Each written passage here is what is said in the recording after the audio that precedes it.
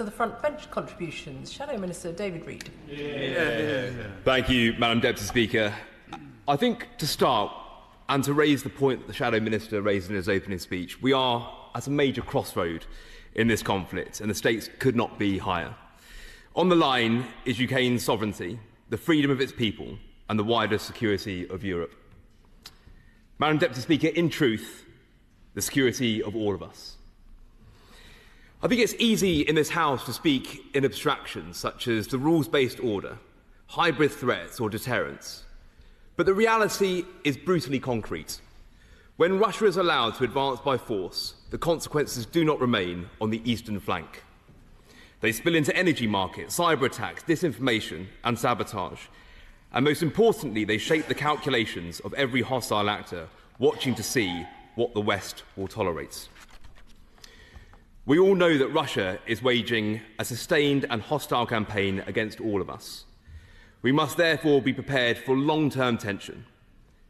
But the outcome of the war in Ukraine remains central to dealing a decisive blow to that wider threat. I think to touch on a number of the points that we've heard from honourable and right honourable members from across this House today, I think kicking off with the Chair of the Foreign Affairs Select Committee, who spoke very powerfully about the lion heart and the Ukrainian resolve. She talked about the day-to-day life of Ukrainian people and how they've been attacked repeatedly by this brutal regime in Russia.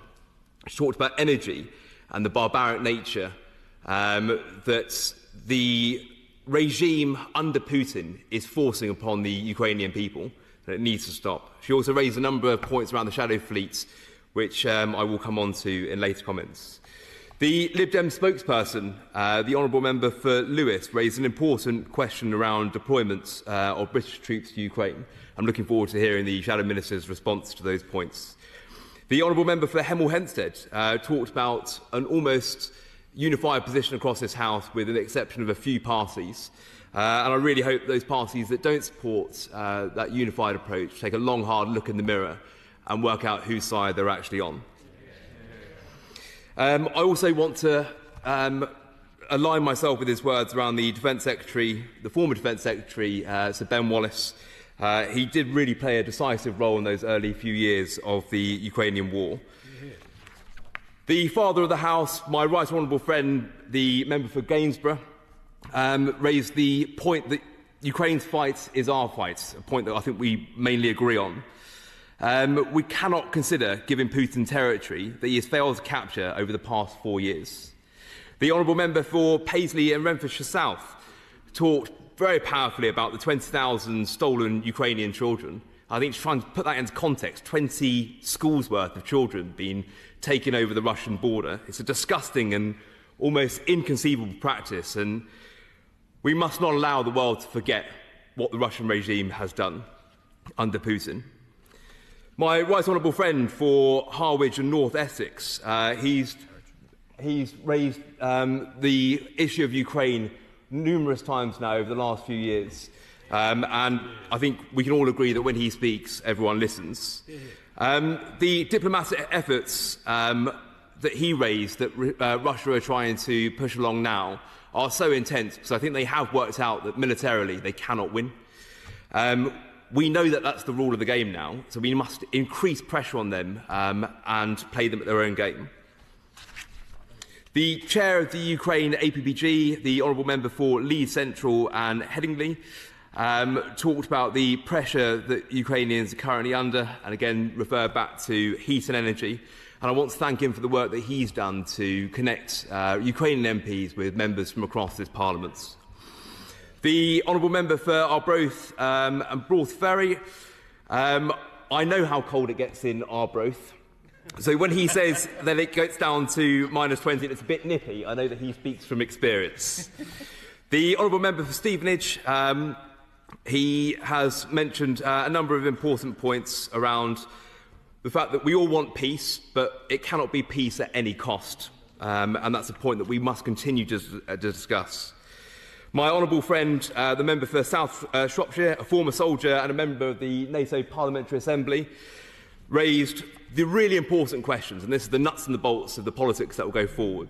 And I will raise that later on in my speech around troop deployments.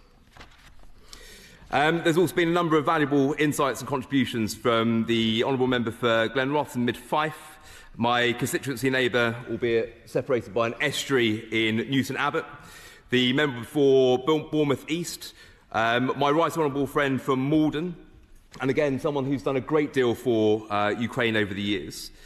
The honourable member for Rugby, my right honourable member for Sleaford and North Hykeham, talked about the generosity of her constituents and welcoming Ukrainians into their homes, and I think that's a story that we've heard across all of our constituencies.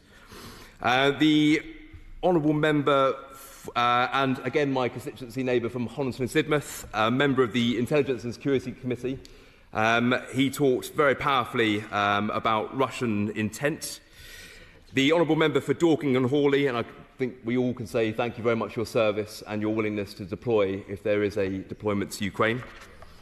And then lastly, the honourable member for Wokingham talked about war crimes, and again, a point that we need to remember and we need to enforce once there is a peace. Madam Deputy Speaker, we all want this war to end, but we've seen delay, obfuscation and maximalist demands from Putin when it comes to peace.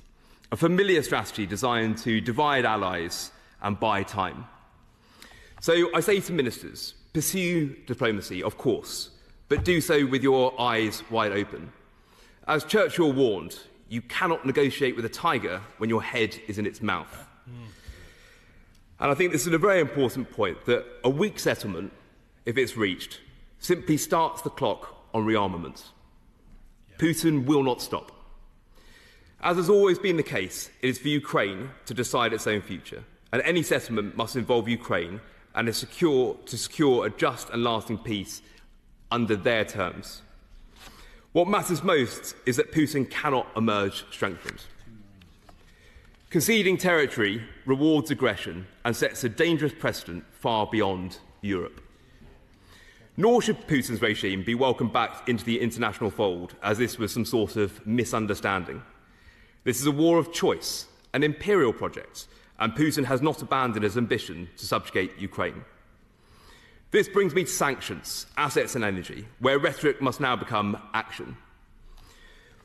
Although we welcome the €2.26 billion loan taken from Ukraine profits from immobilised Russian sovereign assets, I do believe that we need to go further, and a number of those points have been drawn out today already.